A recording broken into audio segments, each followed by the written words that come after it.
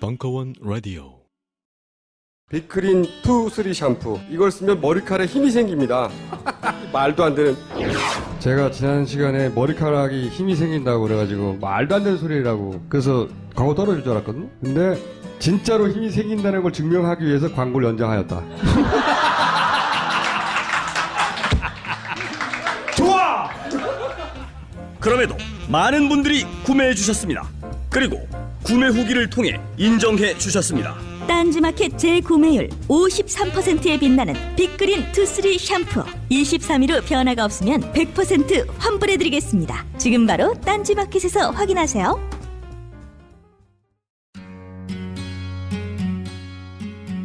권김현영, 거리에 선 페미니즘. 우리는 더욱더 정치적이 되어야 한다. 2017년 1월 20일 강연.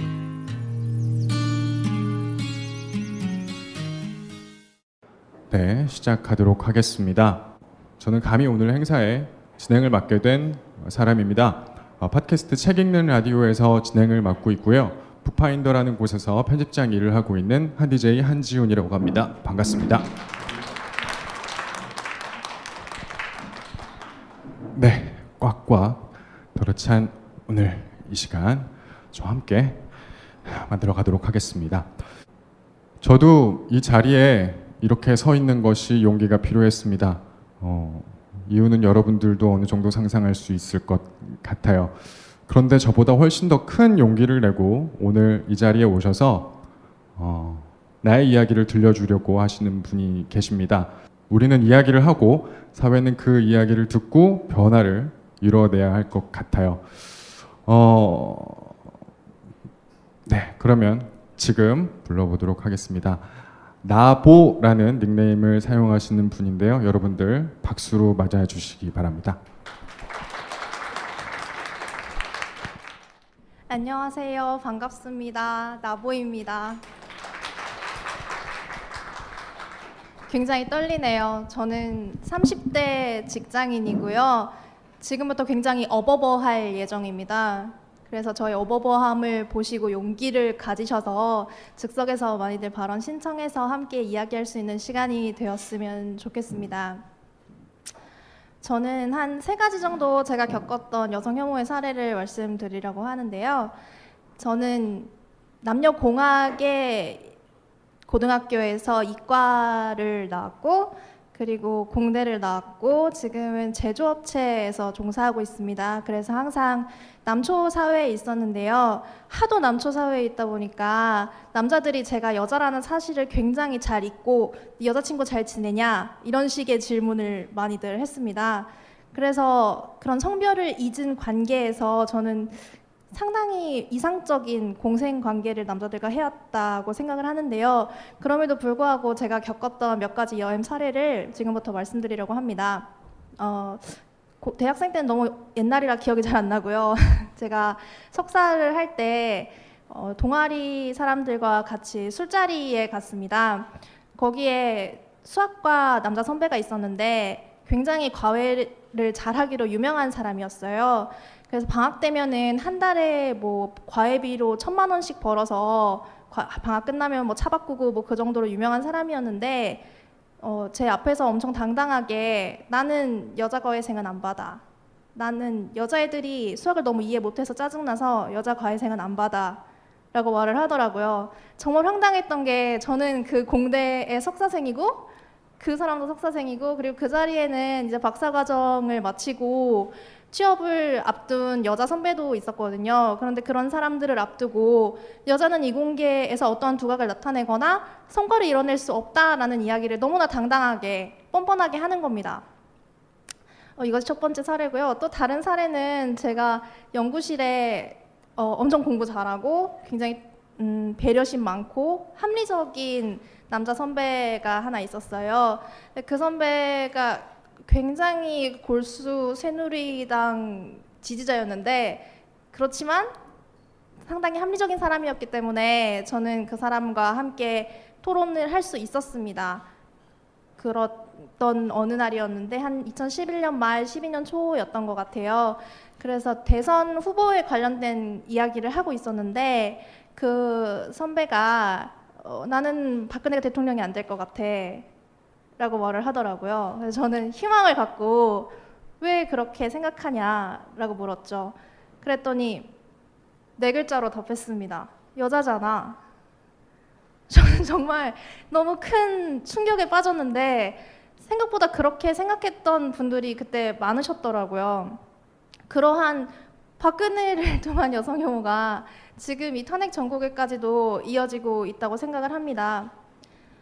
제 주변 분들은 그 DJ DOC 노래에 미스박이라는 가사가 왜 문제가 되는지 남자분들은 이해를 못 하시더라고요. 제가 박씨거든요. 그리고 제가 결혼을 안 했어요. 제가 미스박이에요. 근데 왜 제가 그 노래 가사에서 미스박이라는 가사로 그렇게 까여야 되는지 전 도저히 이해할 수가 없고 너무 짜증이 나는데 제 주변 남자들은 크게 뭐가 그렇게 대수라고 문제냐는 식으로 항상 말씀하시더라고요. 여기 있는 남자분들은 아마 제 짜증을 이해해 주실 거라고 생각을 합니다. 그리고 제 주변 그 남자들은 이제는 여자 대통령 못 뽑겠어 이렇게 얘기를 하는 겁니다. 저는 그게 정말 이해가 안 돼요.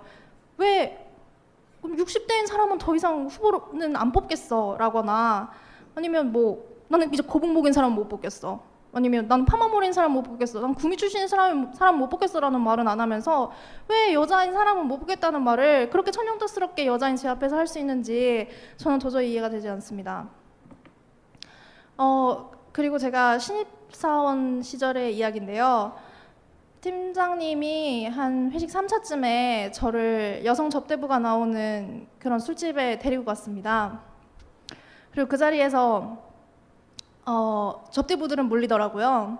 그리고 메뉴판을 보라고 했어요. 메뉴판에 안주와 술 가격이 어느 정도 되는지 한번 보라고. 그리고 나중에 결혼을 해서 남편이 술집에서 카드값이 이 정도 끓기면 원래 이런 술집들은 이 정도 가격을 하는구나 그런 거를 파악을 하고 이제 따지지 말라는 거죠. 원래 그런 거니까. 그걸 알고 있으라는 겁니다. 그걸 알고 있으라면서 그 메뉴판을 저한테 보여줬어요. 그리고 과일 안주를 시킨 게 나왔는데 그 과일 안주를 가리키면서 얘기를 하더라고요. 나중에 남편이 회사 퇴근하고 엄청 피곤해 보이면 이렇게 과일을 깎아서 내주래요. 그럼 남편이 이게 뭐야? 이러면서 이렇게 막 던질 거래요. 그럼 그 다음날 그걸 또 깎아서 또 내주래요. 그럼 또 이게 뭐야? 이렇게 날리고 그거를 몇 번 정도 하면 남편이 겉으로는 그렇게 툴툴 걸어도 밖에 나가서는 네 와이프가 이렇게 좋은 사람이다 이렇게 자랑을 하고 다닐 거라면서 저한테 이렇게 잘 새겨놓으라고 신입사원이 저한테 이렇게 말씀을 하셨어요. 근데 제가 여러분에게 사이다를 드리지 못해서 정말 죄송한데 전 솔직히 그때 아무 말도 못했습니다. 저 신입사원이었고 그 상사와 부하 직원이라는 관계 이게 너무 어렵더라고요. 나한테 어떠한 불이익이 오지 않을까? 너무 머리도 복잡하고 그리고 저희 회사가 정말 여직원이 적어요. 한 정규직이 5% 정도밖에 안 되는데 그래서 정말 내가 이런 상황에서 어떻게 대처해야 되는지 조언을 얻을 수 있는 여자 선배도 없고 그 인터넷에 찾아봐도 정답이라고 말할 만한 그런 답변은 제가 찾지 못했습니다. 정말 많은 고민이 있었는데 제가 최근에 TV 여행 프로그램을 보다가 우연히 어떤 이 문제를 해결할 수 있는 영감 혹은 용기를 얻는 그런 장면을 보게 되었는데요. 필리핀 보홀에 어떤 어부가 한 말이었어요. 이 어부가 하루 종일 고기를 한 마리도 못 잡은 거예요. 그래서 이 PD가 어떡하냐고 고기를 못 잡아서 어떻게 하세요? 그랬더니 이 어부가 Life is simple, you are strong 이렇게 대답을 하더라고요. 저는 그게 맞는 것 같아요. 내가 고통스럽고 내가 기분 나쁘고 그리고 내가 여성 혐오를 당하고 있고 내가 차별을 당하고 있고 내가 성폭력의 피해자가 되고 있으면 그렇게 하지 마세요. 나 기분 나쁩니다. 나 상처받았어요. 그렇게 하지 마세요. 왜 그렇게 하는 거죠? 하고 말하고 따지고 항의하고 대화하고 문제를 삼고 그렇게 하면 되는 거죠. 세상은 단순하고 삶은 심플하니까요. 그리고 그 다음에 문제가 생기면 어떡하냐? We are strong. 우리가 강하지 않습니까? 저 개인은 약할 수도 있지만 우리가 이렇게 같이 모였잖아요. 우리는 강하다고 생각합니다. 제가 그 용기를 얻기 위해서 이 자리에 왔는데 우리가 강한 거 맞나요, 여러분? 아, 정말 감사합니다.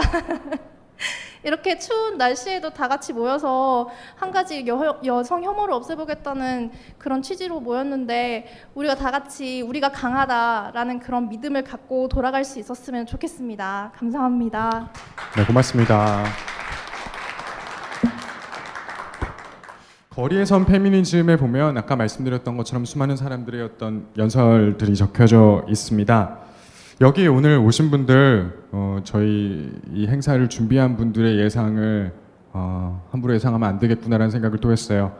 남성분들도 많이 참여해 주셨습니다. 네, 고맙습니다. 책의 104페이지에 보면요, 한 문단이 있는데 제가 빠르게 읽도록 하겠습니다. 퓨리라는 닉네임을 쓰신 분의 이야기였는데요. 남자들이 지금 갖고 있는 것은 특권입니다. 기득권입니다. 당신이 오로지 운이 좋아서 남자로 태어났기 때문에 겪지 않은 것들을 나머지 인구의 절반은 겪고 있습니다. 감사하게 생각하세요. 당연하지 않게 생각하세요. 갖고 있지 않은 사람들이 가질 수 있도록 노력하시고 공부하시고 시간을 투자하길 바랍니다. 라고 써주셨어요. 저도 그 마음에 어느 정도 동하는 마음이 있기에 이 자리에 올 수 있었던 것 같습니다. 여성 혐오에 관한 이야기도 상당히 많이 있습니다. 책의 86페이지에 보시면요. 여성 혐오는 노골적이고 야만적인 얼굴만이 아니라 매우 친절하고 부드러운 은밀한 방식으로도 작동되고 있습니다. 여성을 매우 우대해주는 것 같은 신사도 인식의 출발점은 여성을 보호 대상으로 보는, 즉 열등한 존재로서 이해합니다. 라는 이야기가 써져 있더라고요. 네. 하나만 더 얘기하도록 하겠습니다. 누군가 당신에게 당신의 말은 여성 혐오적 발언이에요 라고 한다면 여러분들은, 남성분들 그리고 여성분들 마찬가지입니다. 어떤 반응을 보이십니까? 불쾌할 수 있습니다. 그런데 그 불쾌함은 잠시만 미뤄두고 내 발언의 어떤 부분이 상대에겐 여성 혐오적 발언으로 느껴졌을까를 한 번만 생각해 봐 달라는, 닉네임은 S로 시작하는 어떤 분께서 또 이야기를 남겨주셨습니다. 자유발언 이어가도록 하겠습니다. 방금 전에 또 신청을 해주셨는데요. 여기 이 책에도 등장하는 분이더라고요. 닉네임 눈사람님을 앞으로 모셔보도록 하겠습니다. 박수 부탁드리겠습니다.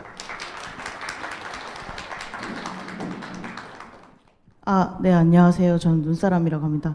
저는 그 바라자로도 참여를 했었고요. 사실 제가 한국여성민우회 활동가예요. 그래서 이 책을 엮었던 민우회 활동가로서 저희가 그때 바라자로 저도 참여를 하면서 그날 마치고 제가 조금 더 정리한 글이 있더라고요. 그래서 그 글을 좀 한 개 나누고 싶어서 나왔습니다. 네, 쭉 읽도록 하겠습니다. 네. 그때 사실 그때도 하면서 제가 되게 떨었거든요. 왜냐면 저도 앞에서 막 발언을 많이 떠는 사람은 아닌데 그때 말했던 이야기들은 저도 한 번도 남 앞에서 한 적이 없던 얘기여서 지금 또 갑자기 손이 떨리네요. 네, 읽도록 하겠습니다. 누군가는 이야기합니다. 이것은 여성 혐오 범죄가 아니라고. 또 누군가는 이야기합니다. 여성들의 과도한 분노가 걱정된다고. 또 누군가는 이야기합니다. 모든 남성들이 그런 것은 아니라고. 저는 이것이 왜 혐오 범죄인지, 여성들이 지금 느끼는 슬픔과 공포, 분노가 얼마나 지당한지 설명해야 한 자체가 슬픕니다. 나는 그렇지 않다고 방어하는 대신 공감하고 자신을 성찰하고 함께 바꿔나가자고 말하는 것이 그렇게 어려운 일일까요? 모든 사람이 생물학적 구분에 따른 남녀 범죄에 묶이지 않는다는 것을 잘 알고 있습니다. 일단 저부터 그 기준에 맞지 않습니다. 하지만 어떤 사건이 그 생물학적 성의 근거에 발생했다면 당연히 남성이라는 집단, 문화에 대해 이야기해야 한다고 생각합니다. 저는 스스로를 여성이라고 생각하지 않습니다. 하지만 저는 이 사회에서 여성스럽지 못한 여성입니다. 그리고 저는 제가 여성이라는 걸 상대방의 시선, 태도, 말, 행동에서 느낍니다. 저는 오랜 시간 제가 여성인 게 수치스러웠습니다. 이것을 극복하기까지 아주 많은 시간이 걸렸습니다. 어릴 때 여성이라서 지속적인 폭력을 당한 경험이 있습니다. 그 남자는 같은 동네에 살던 중학생이었는데 저를 때리면서 여자애가 여성스럽지 못해서 혼내는 거라고 말했습니다. 때리기 전에 꼭 질문을 했습니다. 너 여자야? 응. 근데 왜 남자처럼 굴어? 대답을 안 해도 맞고 해도 맞고 다른 대답을 해도 맞았습니다. 그런데도 저는 항상 어떤 대답을 해야 안 맞을 수 있을지 고민했습니다. 어떤 날은 그냥 때리는 걸로 그치지 않았습니다. 지금 생각해보면 그 남자의 집은 가난했습니다. 아버지는 엄마를 자주 때렸고 엄마는 집을 나갔다 돌아오길 반복했습니다. 나의 집은 자가집을 가진 중산층이었고 딸이기 때문에 집에서 겪는 차별도 없었습니다. 엄마가 아빠에게 맞지도 않았습니다. 사회 경제적 조건에서 저는 그 남자애보다 약자가 아니었지만 맞았습니다. 그리고 그 폭력은 저를 완전히 굴복시켰습니다. 용기를 내 반항했지만 돌을 맞아 이마에 맞아 이마가 찢어졌을 때 저는 바로 포기했습니다. 저는 고작 그때 7살이었습니다. 이것이 저만 겪은 특별한 경험이 아니라는 걸 20 후반이 넘어서야 알게 되었습니다. 많은 여성들이 일상적인 폭력에 노출되어 살아왔습니다. 물리적인 것만 포함해도 성희롱, 성폭력, 폭력 경험이 없는 여성을 저는 한 번도 만나본 적이 없습니다. 강남역 사건과 우리가 그간 겪어낸 일들은 별개의 문제일까요?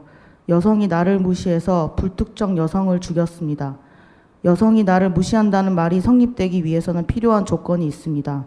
여성은 나를 무시하면 안 되는 언제든 당신의 말을 들어주고 친절하고 상냥한 한마디로 자신보다 아래에 위치한 존재라는 것입니다. 중학교 남자 사람이 저를 때리고 괴롭힌 것도 자신의 말에 토다는 씩씩한 여자가 저밖에 없어서였고 공공장소에서 성추행을 하거나 몰카를 찍는 남자들도 여자는 그래도 되는 존재로 여겼기 때문입니다. 성폭력 역시 여성을 정신적, 육체적으로 굴복시켜 남성으로서 자신의 위치를 확인하는 행위라고 저는 생각합니다. 필리버스터에 참여했던 한 여성은 학교 근처 역에서 어떤 남성이 급하게 휴대폰을 빌려달라고 했어요. 돌려받은 화면 메모장에 너도 운이 좋아서 산 거야 라고 적혀 있더라고요. 저는 제가 서 있던 그곳이 바로 강남역이었다고 생각해요 라고 말하면서 남자들 모두 범죄자라고 얘기하는 것이 아니라 같이 살자는 얘기다. 그러기 위해서는 우리 얘기를 들어야 한다고 말했습니다. 저는 그리고 여성들은 계속 이야기할 것이고 사회는 답해야 할 것입니다. 감사합니다. 네, 고맙습니다. 감사합니다. 책에서 발견한 문장입니다. 에이드리언 리치의 말입니다. 진실을 이야기하는 여성은 더 많은 진실이 드러날 가능성을 자기 주변에 열어간다 라고 말합니다. 캐서린 맥키논의 말입니다.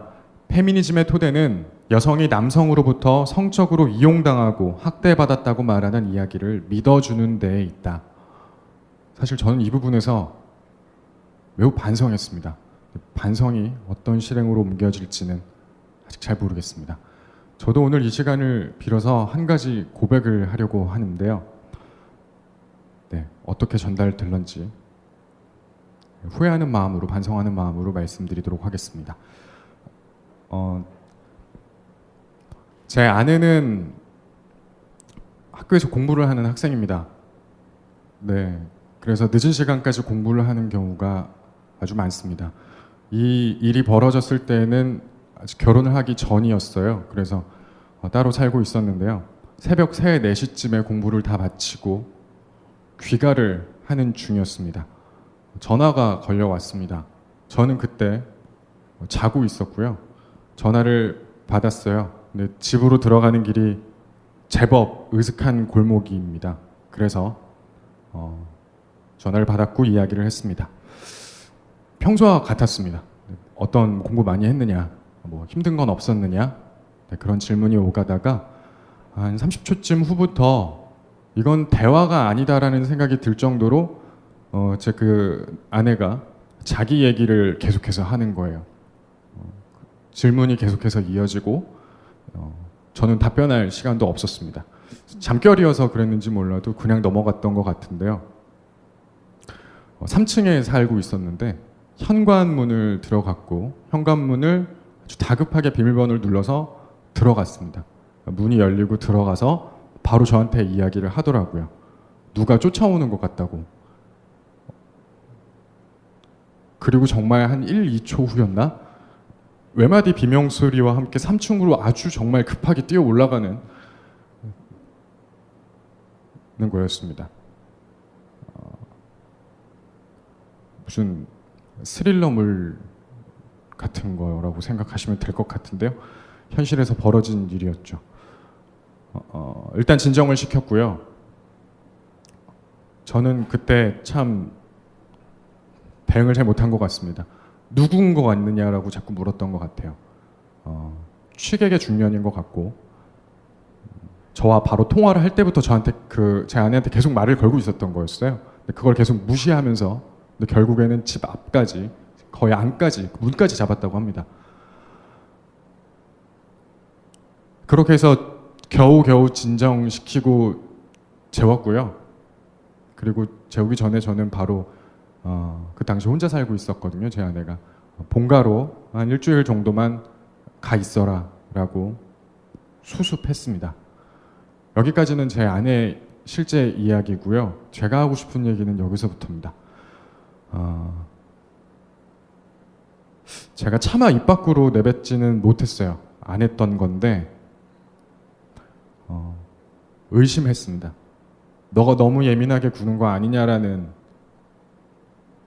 그 안에 그 얘기가 있었습니다. 속마음이 있었습니다. 그게 어떻게 표현이 됐을지 모르겠지만 설마 그런 일이 있겠어?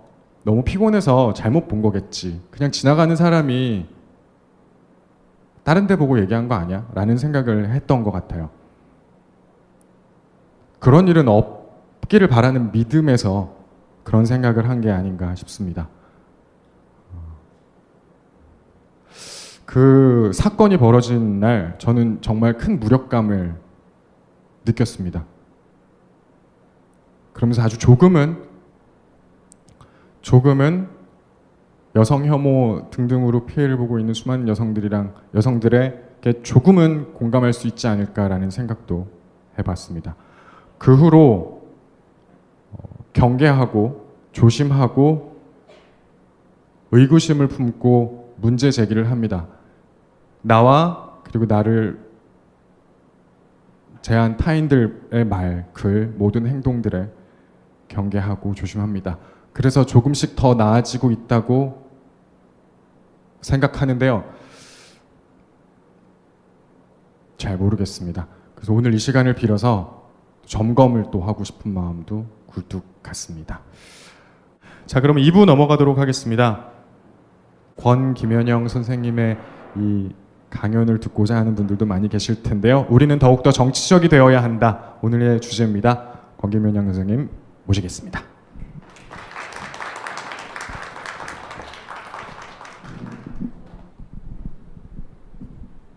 안녕하세요. 반갑습니다. 이 거리에선 페미니즘이라고 하는 책을 이제 작년에 국내 출판사에서 여성민우회하고 같이 낸다고 했을 때 기시감이 몇 개 들었는데, 하나는 뭐였냐면 우리가 작년 2월에 필리버스터가 있었잖아요. 국회의원들이 하는 필리버스터. 근데 저 그때 그 필리버스터를 보고 처음으로 정치인들의 말이 귀에 들리는 순간이었어요. 정치인들이 하는 말은 그냥 수사였거든요. 그전에는.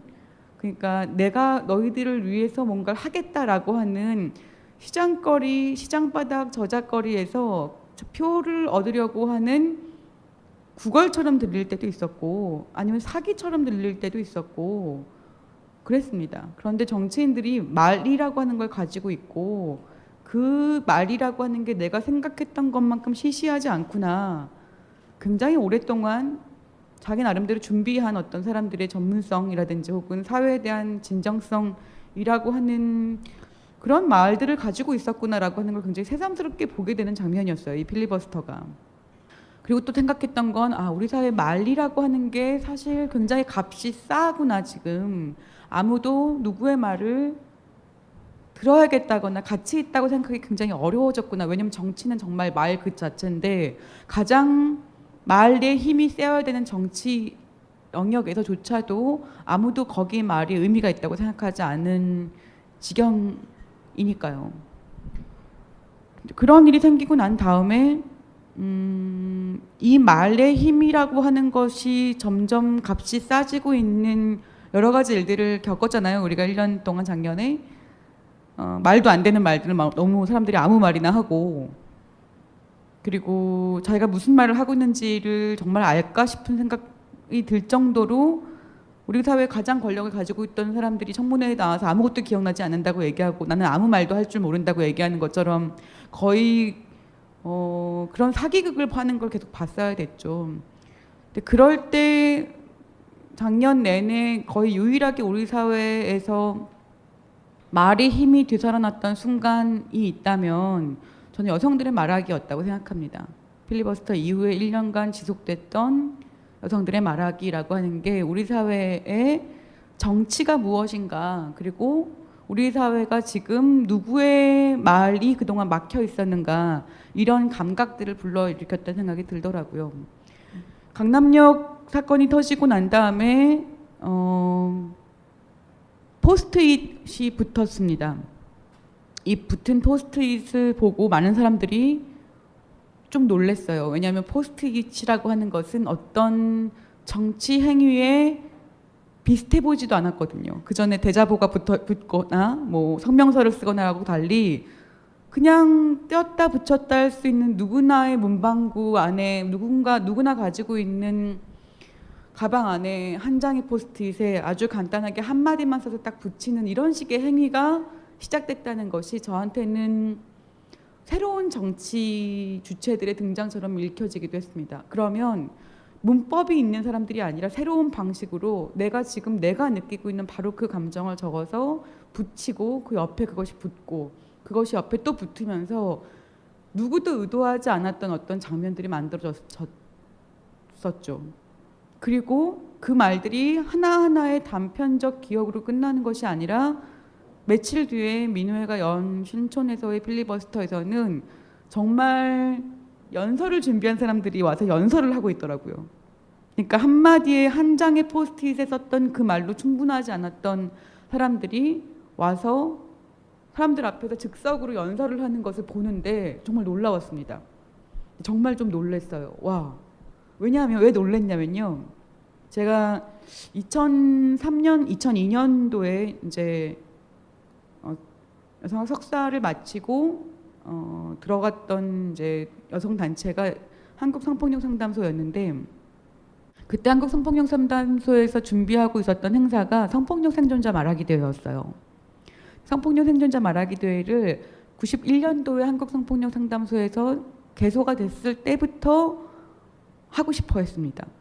생존자들이 자기가 어떤 일을 겪었는지를 스스로 말할 수 있게 된다면 세상이 정말 달라질 거라고 생각했고 해외에서는 그런 종류의 스피크아웃 대회들이 꽤 많이 열리고 있었거든요. 그런데 10년, 12년 동안 이것을 매번 준비하다가 도중에 멈췄습니다. 실제로 준비가 꽤 진행됐다가도 막판에 모두가 못하겠다고 다 나오지 않아서 실행되지 않기도 하고요. 그리고 그걸 말하게 만들면 괜히 힘든 사람들의 속을 다 뒤집어 놓는 거 아니냐, 책임질 수 있어? 라는 식의 전문가들의 경고를 듣기도 했습니다. 그러니까 결국 못했어요. 그러다가 12년 만에 제가 그때 2002년, 2003년도에 생존자 말하기 대회를 준비하면서 거의 6개월 동안 확신을 할 수 없는 상태에서 말하기 대회를 굉장히 어렵게 준비했던 기억이 납니다. 근데 준비하면서 결국은 이제 했는데 15명 정도의 신청자에게 완전히 안전을 보장할 수 없지만 최대치의 안전을 보장하겠다고 얘기하면서 그게 어디서 열리는지 누가 들으러 오는지를 모두 공개하겠다. 그리고 어떤 얘기를 하고 싶은지를 돕고 이런 식의 과정들을 굉장히 정교하게 준비해서 정말 많은 공을 들여서 첫 번째 말하기 대회를 2003년도에 했었어요. 그런데 2016년도에 그 거리에서 신촌에서 있었던 필리버스터에서는 아무런 준비도 없이 사람들이 나와서 아무런 보호장치도 없이 말을 그냥 터질 듯이 말을 하는 거예요. 저는 이 장면이 정말 경이로웠습니다. 그래서 아무것도 준비되지 않아도 도저히 말하지 않고선 도저히 살 수가 없다라고 생각하지 않으면 그런 말을 나오기가 어렵거든요.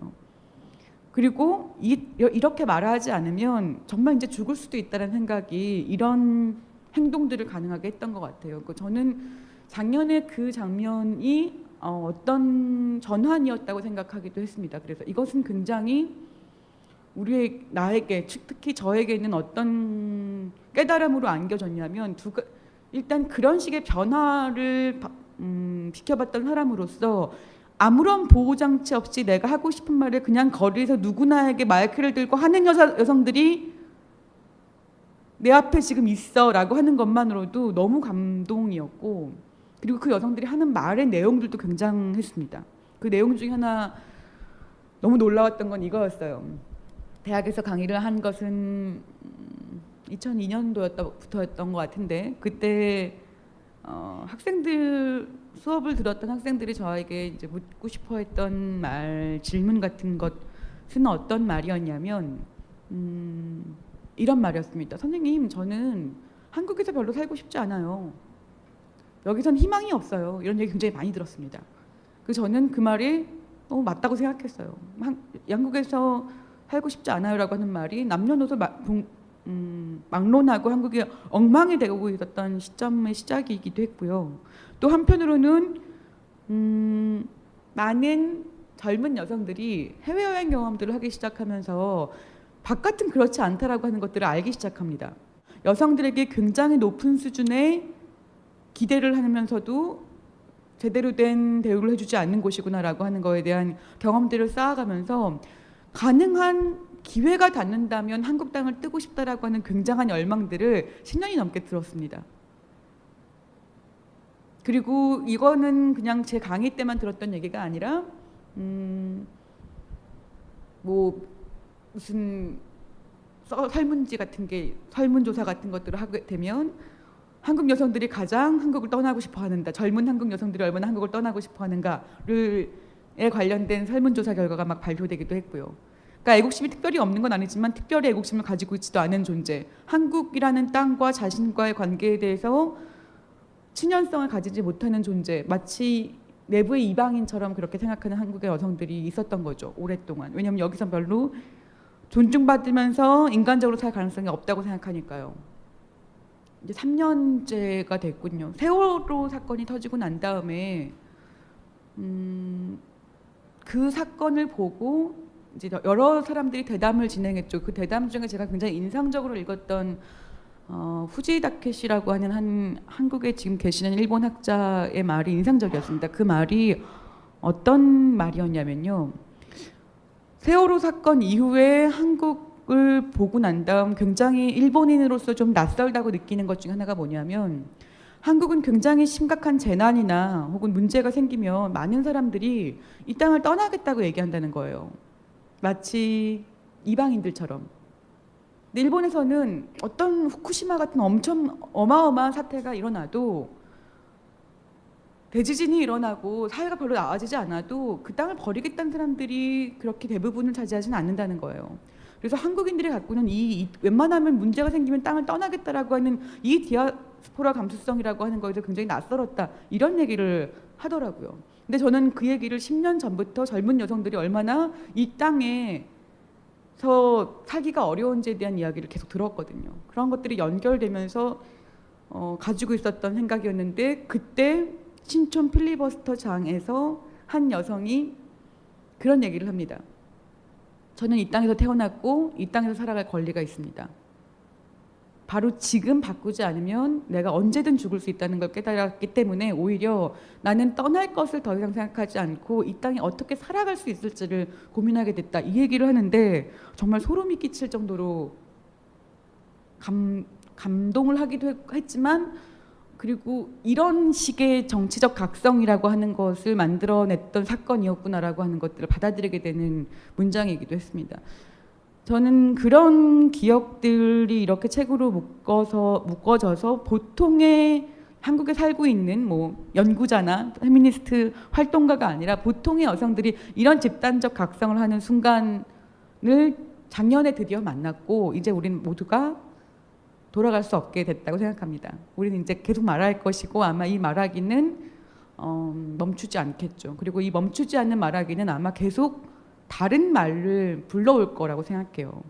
멈추지 않은 말하기가 계속 똑같은 말이 반복되는 것이 아니라 다른 말을 계속 불러오는 경험들을 하게 됩니다. 처음엔 포스트잇이었다가 나중에는 광장에 나서 필리버스터를 했다가 이 필리버스터 안에서 나는 이 땅에서 사는 게 너무나 두렵거나 우연히 살아남았다고 얘기하다가 이제는 이 땅에서 어떻게 살 수 있는지를 같이 얘기해보자라고 옆 사람을 보게 되는 이런 경험들이 이어져 왔다고 생각이 들더라고요. 그래서 사실 그런 기억들을 함께 만들어 주셔서 굉장히 고맙다는 생각이 들기도 하고 페미니스트로 잘 살았다 어쨌든 뭐 그런 생각이 들었던 일들이기도 했습니다. 그리고 아까 첫 번째 얘기해 주신 말 중에 그렇죠, 삶은 단순하고 우리는 강하다라고 하는 이 말은 마치 주문처럼 되뇌어야 되는 말인 것 같아요. 그래서 이 상황에서 더 이상 되돌아갈 곳이 없는 상태에서 내가 뭔가를 더 고민하는 것이 아니라 이제는 말해도 되는 것을 고민할 것인가 이것이 아니라 말할 수밖에 없는 사회이구나라고 하는 걸 다들 깨닫기 시작한 거죠. 말하지 않으면 심지어 죽기까지 하는구나라고 하는 걸 알게 된 사회를 만나고 난 다음에 그 다음에 우리는 어디로 갈 것인가라는 질문이 지금은 남아있다고 생각합니다. 그리고 그 어디로 갈 것인가에 대한 이야기를 함께 해보는 시간이겠죠. 지금 이 시간 같은 경우는. 일단 시작의 얘기를 이 정도로 하고 조금 대화를 나누면서 이어가 보도록 하겠습니다. 오늘 이 행사가 진행된다고 해서 몇 분께서 메시지로 질문을 보내주셨거든요. 드라마 도깨비를 보고 어린 여자를 좋아하는 로리타의 욕망을 채워주는 드라마다. 은교와 다를 게 무엇인가? 900살 먹은 남자의 겉모습이 멋있고 잘생겨서이다 라는 비판을 하면 여기에 대해 드라마는 드라마지 뭐 그렇게 예민하게 구느냐 하는 질타가 있습니다. 이처럼 모든 사안들에 대해 비판적인 시각으로 보는 것에 대해 이런 반응들을 주로 한답니다. 또 메갈랍셨네, 프로 불편러 출동했네 라고 하는 시선들이 있는 게 사실이죠. 이런 시선들에 대해서 어떻게 대응해야 하고 어떻게 대처해야 하는지 요청에 가까운 질문을 하셨는데요. 어떻게 생각하십니까, 선생님? 일단 한번 알게 되면 이런 것들이 눈에 걸리기 시작해서 세상에 나와 있는 것들이 굉장히 재미가 없어지는 과도기를 겪습니다.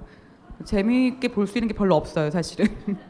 그러다 보면 시간이 좀 지나면 어떻게 적응을 하게 되냐면 저 같은 경우는 블랭크를 칩니다. 일단 저건 마음에 들지 않지만 재미있는 부분이 있으니까 재미있는 부분은 즐기고 마음에 들지 않는 건 잊지 않는다. 이 정도의 심정으로 그래도 좀 즐길 수 있는 것들을 남겨두기도 하는데요. 근데 이런 얘기를 드리고 싶기도 해요. 도깨비뿐만이 아니라 뭐 태양의 후예도 그렇고 뭐 되게 많은 드라마들에서 뭐 예를 들면 억지 키스라든지 뭐 이런 것들을 낭만화하고 이런 장면들이 많잖아요. 사실 그런 장면들이 너무 관습화돼서 사람들이 문제 제기를 가지기가 어려울 정도로 문화로 수용되고 있는데 나는 그게 불편해. 그러면 난 어떻게 살아야 될지 모르겠어. 사람들이 다 이걸 보고 웃고 있는 모든 사람들이 다 이상해. 이렇게 되거든요. 근데 저는 페미니스트로서 사실 제가 가지고 있는 견지하고 있는 태도가 있다면 사람들을 바보 취급하지 말자라고 하는 감정입니다.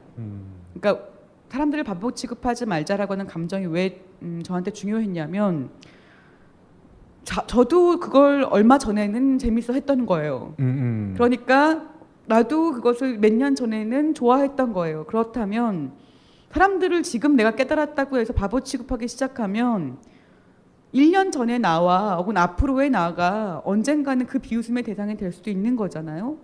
그러니까 사실은 이야기를 이렇게 해보면 어떨까 싶은 생각을 했었어요. 저것이 문제다라고 하는 것이 아니라 왜 저런 게 문제임에도 불구하고 많은 사람들이 저걸 좋아하게 만드는 걸까? 그러니까 저는 예를 들면 어떤 드라마에서 굉장히 낭만적으로 보이지만 사실은 폭력적인 키스가 나왔을 때 그것이 사실은 성희롱입니다라고 얘기하는 방식보다는 명백히 성희롱에도 불구하고 왜 이것을 사람들이 낭만적으로 받아들일까라고 질문을 바꿔야 된다고 생각해요. 그래야 바보 취급하지 않으면서도 이야기가 들리거든요. 그러니까 예를 들면 송중기가 송혜교한테 허락을 구하지 않고 키스를 했을 때 사람들은 그것을 낭만적으로 보고 34%의 시청률을 찍어요. 34% 되는 사람들이 다 아무런 감각이 없어서가 아니라 34%에 되는 사람들은 송중기의 진심도 알고 있고 사실 송혜교가 관심이 있다는 것도 알고 있고 이런 식의 다른 맥락의 정보가 주어져 있기 때문에 그것이 폭력이 아닐 수 있는 정보에 노출됐기 때문에 그게 괜찮은 거거든요. 그러니까 이런 방식으로 어떤 폭력이라고 하는 것의 한 단면이 보여지게 만드는구나. 이 단면은 중요하지 않고 맥락을 보면 사실은 둘이 좋아한 게 맞잖아 라고 하는 식으로 제공되는 정보에서 폭력이라고 하는 장면을 굉장히 자연스럽게 우리한테 일상화시키는구나 라고 이해해야 된다고 생각하거든요. 그러니까 문제를 내가 이것을 불편하게 여기는 나는 당연합니다. 그런데 그렇다면 당연한 내가 여기 있고 사람들에게 이 불편함을 설득하기 위한 전략은 따로 있어요. 저는 이 두 가지가 바로 연결된다고 생각하지는 않습니다. 나 불편해라고 얘기해서는 설득이 안 될 거예요. 왜냐면 나도 얼마 전에 그랬거든요. 그러면 불편해했던 나한테는 어떻게 얘기를 걸 것인가 라고 하는 방식으로 생각을 해보시면 어떨까 이런 생각이 들었고요. 도깨비에서 나오시는 얘기 중에 그 최근 들어 로리타 뭐 이런 얘기들이 너무 많이 이거 너무 뜨거운 얘기긴 하지만 그래도 약간 얘기를 덧붙이자면 네. 로리타 컴플렉스는 누구의 욕망이죠? 남성의 욕망입니다. 남성의 욕망이죠. 로리타 네. 컴플렉스를 누가 가지고 있는 거죠? 남성이 가지고 있는 거잖아요. 그러니까 로리타 컴플렉스는 사실은 어리고 예쁜 여자애를 보고 성적인 흥분을 느끼거나 너무나 열망하는 종류의 남성의 이야기입니다. 그런데 이것의 가장 중요한 것 중에 하나는 뭐냐면 저는 그렇게 생각하거든요. 이렇게 말이 될지는 갑자기 굉장히 걱정이 되는데 해주십시오.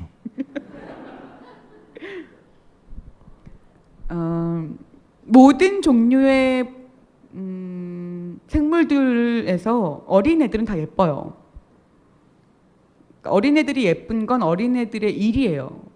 무슨 말이냐면 이거 굉장히 위험한 얘기가 아니에요. 네, 그러니까 저는 그게 뭐냐면 네. 어린애들이 예쁘다는 것은 사실 너무 당연한 일입니다. 그러니까 어린애들의 예쁨이라고 하는 것을 묘사하는 것을 사람들이 그래서 원하는 것도 되게 당연해요. 그러니까 제 생각은 뭐냐면 어린애들은 예쁜 게 자기 일이에요. 그러니까 왜냐면 예뻐야지만 사람들한테 자기가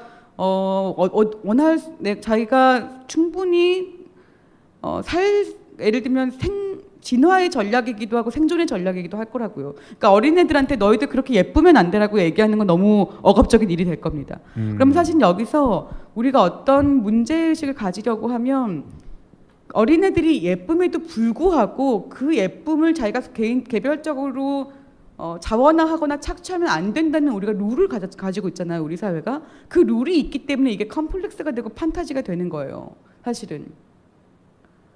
그러니까 저는 사실은 그래서 이게 컴플렉스가 되고 판타지가 되는 영역의 문제와 그러니까 로리타 컴플렉스라고 하는 것은 너무 당연히 있을 수밖에 없다고 생각해요. 이것과 소아성애와 소아성애의 범죄자의 욕망은 사실 구분되는 부분이 있다고 생각합니다. 그러니까 이것을 그냥 하나로 딱 얘기하게 되면 어떤 이야기가 사라지게 되겠죠. 이런 위험한 얘기를 해도 되는 건가? 일단 해주십시오. 네. 그래서 저는 이게 누구의 욕망인가가 중요하고 누구의 욕망인가라고 하는 부분으로 멈출 것이 아니라 그 욕망이 어떻게 제한 없이 성취되는 것까지를 상상하게 만드는가, 제한 없이 성취되는 것이 상상되는 순간 어떻게 범죄로 이어지는가, 이 관계 안에서 다른 단계들이 있다고 생각해요. 이 단계들에 어떻게 개입해서 말을 할 것인가에 대한 문제는 좀 다른 정교한 담론들이 필요하다고 생각하기도 합니다. 굉장히 사람들이 싫어할 것 같은 얘기를 했네요. 네. 뭐 드라마나 영화나 수많은 컨텐츠에 대해서 뭐 요즘에 댓글 문화가 워낙 너무 오래되는 건데요. 뭐 그렇게 비판을 가했을 때 꼭 이런 분들이 계시죠. 근데 이렇게 의견을 주신 분도 그러니까 이 도깨비라는 드라마에 대해서 어떤 그 비판을 가하셨을 때도 그 모든 이가 맞아 나도 그렇게 생각해 라는 것을 어떤 정도 기대하고 쓰셨던 건 분명히 아닐 거예요. 이런 장들이 계속 저는 수많은 곳에서 벌어지고 있는 것 같습니다. 이렇게 우리가 소비하는 어떤 컨텐츠에 관한 이야기도 있는데요. 개인적인 자신의 이야기를 질문으로 보내주신 분도 계십니다. 저는 원래 반페미니스트였다가 폭력적인 남자친구를 만나고 헤어지면 생각이 확 변한 사람입니다. 이 폭력적인 것에 설명을 쓰셨는데요. 언어 폭력을 쓰셨나 봐요. 네, 태도도 굉장히 폭력적이었고 그 남자친구를 만나고 헤어지며 생각이 확 변했는데요. 제 친한 동생 중에는 착하고 좋은 그녀에게 잘해주는 남자만 주변에 있어서 남자들을 경계하고 가끔은 나리선 제 생각을 이해할 수 없어 합니다. 여기가 중요한 부분이고요. 그녀는 환경적인 부분이 많이 달라서인지 제가 느끼는 감정을 느끼지 못하는 것 같아요. 그럴 때마다 페미니스트인 제가 어떻게 그녀에게 지금 현실 상황을 피부에 와닿게 공감받으며 대화할 수 있을까요? 라는 역시 또 물음이었습니다. 이 얘기는 약간 어떤 느낌이냐면요. 그러니까 이런 얘기를 할 때 제일 곤란한 건 뭐냐면 그 나쁜 남자를 만나면 정신을 차릴 거야라거나 뭐 아니면 남자들이 다 그렇지 않아라고 이렇게 얘기할 건 아니잖아요, 우리가. 그런데 사실은 이런 생각이 들 때가 있어요. 그러니까 자기 남편은 그렇지 않아, 자기 남자친구는 그렇지 않아라고 얘기하는 여자들이 있죠. 대표적으로는 제가 방금 페북에도 썼었지만 문재인 씨의 부인인 김정숙 씨가 딱 그런 케이스인 것 같은데, 내가 남편을 얼마나 사랑하는지, 그리고 이 사랑하는 남편의 뒷바라지를 하는 게 얼마나 여자의 행복이라고 생각하는지 이런 얘기를 계속 한단 말이에요. 그래서 그게 심지어 대선 후보의 정치 슬로건으로도 막 등장합니다. 그러니까 2012년도에 박근혜와 문재인이 붙었을 때 한 번도 된장찌개를 끓이면서 남편의 퇴근을 기다려본 적이 없는 여자가 무슨 여자냐 이렇게 얘기한 거예요. 저는 그 워딩이 딱 김정숙 씨의 워딩이었을 거라고 생각하거든요. 본인이 의도하건 의도하지 않건 그런 식으로 계속 보여졌습니다. 의자에 앉아있는 문재인 후보 앞에 다리미질을 하고 남편을 그윽하게 쳐다보는 얼굴이라든지 이런 식으로 계속 보여줘요. 그러니까 행복한 부부 생활이라고 하는 걸 보여주고 싶어 하죠. 하지만 우리가 행복이 가득한 집 찍는 거 아니잖아요. 네. 행복이 가득한 집 화보를 찍으면서 대선 후보를 하는 게 아닌데, 그 화보를 보여주고 싶어하는 욕망은 본인이 사실은 굉장히 훌륭한 남자를 낚아채고 그것을 지금도 사랑할 수 있을 만한, 존경할 만한 남자를 만나고 있다라고 하는 걸 보여주고 싶어 하겠죠. 그런데 그런 식의 재현이 사람들이 그것을 왜 알아야 되는지에 대한 안내 없이 등장했을 때 사람들은 어떤 기분이 드냐면, 가족과 결혼 제도를 둘러싼 사회정책과 관련된 아이디어가 굉장히 없는 사람이겠다. 저 사람 너무 순진하겠다. 저 사람은 만약에 저런 종류의 문제와 예를 들면 가족 성과 사랑과 섹슈얼리티와 가족 제도를 둘러싼 여러 가지 사회적인 개입이 필요한 공적 이슈들에 대해서 우리 남편은 안 그러는데라고 얘기할 것 같단 말이죠. 그러니까 내가 알고 있는 어떤 남자가 괜찮은 문제하고 어떤 문제들이 발생했을 때 그 문제가 공적으로 해결되는 건 굉장히 다른 문제입니다. 그러니까 내가 만난 어떤 사람이 괜찮은 것은 나의 행운이자 뭐 여러 가지 좋은 일이겠죠. 그런데 이게 괜찮지 않더라고 해도 돌아갈 수 있는 것이 필요하잖아요. 그러니까 그런 것들이 사실 공적 개입으로 사실 페미니즘의 어떤 아이디어가 이제 관철돼야 된다고 사람들이 얘기하는 이유이기도 하고요. 그런데 그때 그렇게 얘기하면 얘기할수록 불편하다거나 그렇게 얘기하면 얘기할수록 내가 갖고 있는 여러 가지 의심들을 더 확대해서 오히려 더 행복한 관계를 만들어내지 못할 거라고 생각해서 거부하거나, 이런 여성들은 기본적으로 저는 불안감에 시달리고 있다고 생각해요. 내가 이것을 빨간 약처럼 페미니즘을 먹게 되면 내가 그동안 행복하게 만났던 이 사람이 달라 보일까 봐. 그래서 이 빨간 약을 먹지 않겠다고 하는 사람에게 자, 빨간 약을 먹어보렴 이라고 얘기하면 당연히 안 먹겠죠. 그러니까 저는 그런 친구들에게는 너의 행복을 즐겨라. 그런데 나는 너가 타인의 도움이 필요하지 않은 순간에 너의 행복을 즐기는 것도 지지하지만 도움이 필요한 순간 세상이 바뀌어야 된다고 생각하기도 해. 그래서 나는 페미니스트가 되는 거야 라고 얘기할 수 있다고 생각해요. 그러니까 제 많은 친구들도 저를 그렇게 이용합니다. 자신들이 행복한 했을 때는 연락하지 않다가 힘들면 꼭 연락해요, 이것들이. 그런데 힘들면 연락할 수 있는 사람이 되기는 한 거죠. 저는 일단 그렇게 시작해 볼 수 있다고 생각이 들기도 해요. 네. 네. 그 여기 질문에 보면 이분 질문 주신 분이 그 지칭하는 그 그녀라는 분과 꼭 이야기를 하고 싶은 본인의 욕망도 분명히 서려 있는 것 같습니다. 질문이 많이 있습니다. 사회에 보면 남성과 여성에 대한 차별 정말 많이 있습니다. 우리가 사용하는 말, 글에도 있습니다. 남성과 여성을 저도 조금 전에 남성과 여성이라는 표현을 썼는데요. 질문 그대로 읽겠습니다. 보통 성별을 지칭할 때 남성과 여성이라고 쓰는 것 같습니다. 네, 저도 평소 그렇게 많이 사용하고요. 그런데 한 번은 그렇게 말하는 자체가 길들여진 여성 혐오일 수 있다는 이야기를 누군가에게 들었습니다. 단순히 가나다 순서였나 아닌가 싶기도 한 터라 당황스럽기도 했습니다. 선생님께서는 어떻게 생각하시는지 궁금하다고 하셨습니다. 이런 것들이 발견되기 시작할 거예요. 왜 남자와 여자지? 왜 우리는 그냥 남녀노소라고 그냥 일상적으로 쓰는 거지? 뭐 이렇게 하는 것들이 발견되기 시작할 거예요. 이런 게 여성 혐오냐 아니냐라고 하는 이야기를 한다면 이게 여성 혐오냐 아니냐보다 더 중요한 건 여자와 남자로 써도 이상하지 않구나라고 하는 경험을 해보는 게 중요하다고 생각하거든요. 사실 이거는 이런 종류의 질문들을 만나서 자기가 어떤 새로운 시도를 해보는 것은 저도 몰랐던, 제가 그래도 페미니스트로 산 지 20년이 넘었는데 포궁이라는 얘기 듣고 굉장히 와, 그러니까 자궁이 너무 남자를 품는 아기 주머니라고 하는 개념의 자궁이 너무 구리다는 얘기도 했지만 포궁이라는 말을 만들 생각은 못했거든요. 그러니까 진짜 발랄하다, 대단하다 이렇게 생각했는데 또 한편으로는 이걸 쓰는 사람들이 집단적으로 있어서 같이 쓸 수 있잖아요.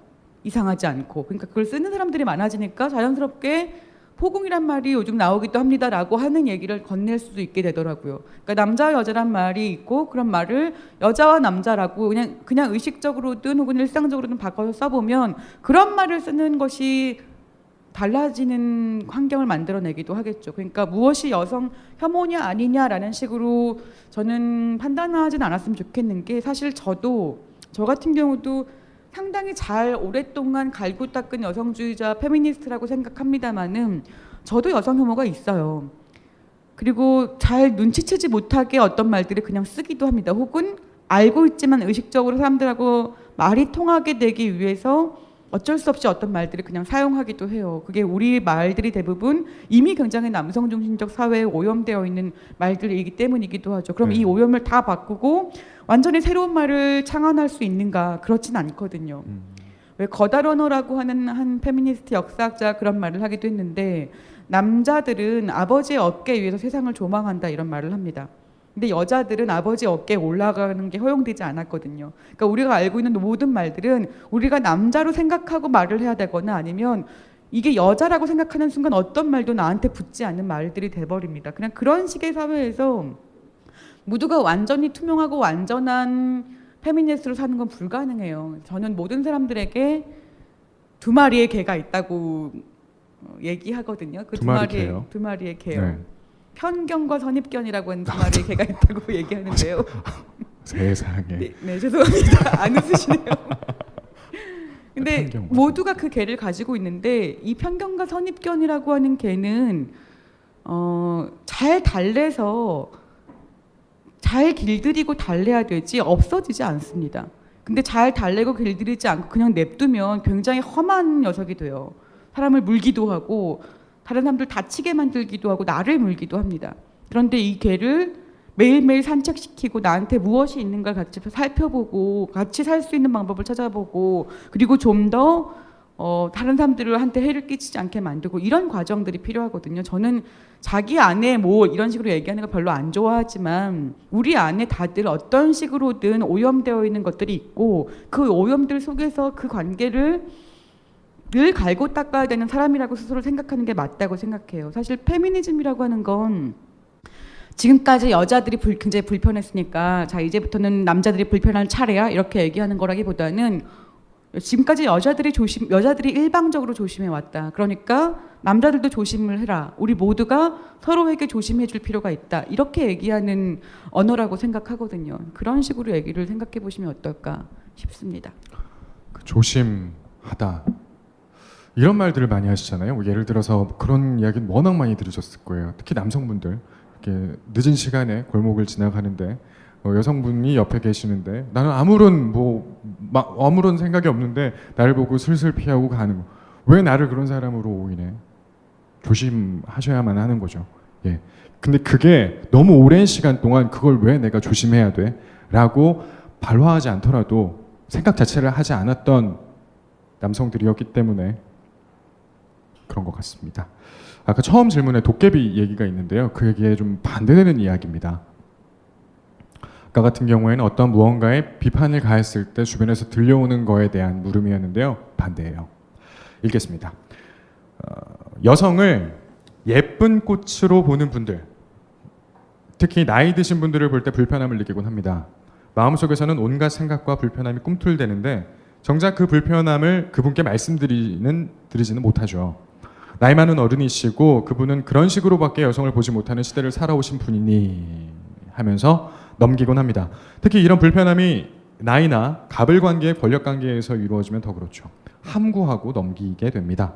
이런 문제를 공론화하면 여성들은 공적 영역에서 불리한 점이 많지 않습니까? 여성으로서 살아가면서 불편함을 느낄 때 이런 불편을 주는 사람에게 어떤 식으로 나의 불편함을 언어로 전달해야 하는지 고민이 많이 됩니다. 현명하고 세련된 대처법 같은 게 있습니까? 한 수 가르쳐 주십시오. 이런 질문 되게 많이 받게 되는데요. 여러분들한테 드리고 싶은 말씀은 일단 40 정도가 넘어가면 대부분 이런 일을 겪지 않습니다. 그래서 여러분들이 현명하고 세련된 대처법을 알게 되면 그런 일이 일어나지 않아요. 그러니까 저는 일단 여러분들한테 드리고 싶은 말씀은 현명하고 세련된 대처법은 없다는 거예요. 아이고. 그리고 없다. 예, 네. 그런 것들을 여러분들이 만약에 원하신다면 그것을 갈고 닦아서 제 나이쯤 되면 아무도 저한테 그러지 않습니다. 네. 그래서 드리고 싶은 말씀은 현명하고 세련된 대처법이 아니라 아까 처음에 얘기하셨던 분의 말이 맞는데 심플한 대처법입니다. 그러니까 저 사람이 어떻게 생각할까? 나에 대해서 내가 불이익을 받지 않을까? 이런 생각을 하는 시간을 조금만 줄이세요. 제가 어렸을 때부터 했던 것은 정말 이해가 안 가서 그냥 왜 그러시는 거라고 자주 물어봤거든요. 대체 왜 그러는 거냐라고 진짜 모르겠다는 얼굴로 물어보면 약간 자기도 민망해집니다. 혹은 제가 가장 자주 얘기하는 방법은 그 얘기를 사람들 앞에서 꺼내는 거예요. 지금 저한테 그렇게 말씀하신 거예요? 라고. 그러면 그 말이 사람들 앞에서 한 번 더 메아리가 쳐오기 때문에 자기 말을 객관화해서 듣게 되거든요. 그러니까 지금 뭐 어젯밤에 남자친구랑 뭐 했어? 얼굴이 발그레한 게 보기가 좋네 이렇게 말하면 어젯밤에 남자친구랑 뭐 했는데 보기가 좋게 얼굴이 발그레 이렇게 말씀하셨어요 지금? 이렇게 말씀하시는 거죠. 꼭 화를 내지 않아도 됩니다. 그냥 순진무구하게 큰 소리로 사람들한테 얘기하는 것만으로도 굉장히 많은 문제들이 진행되지 않아요. 그러니까 사실 되묻기는 굉장히 좋은 전략입니다. 그런 식으로가 사실은 제가 여러분들한테 가장 쉽게, 그리고 저도 어렸을 때 굉장히 많이 이런 방법을 통해서 문제를 해결해 오기도 했고요. 아니면 정말 심플하게 그렇게 말씀하시지 마세요라고 얘기하는 거예요. 근데 생각을 너무 많이 하게 되면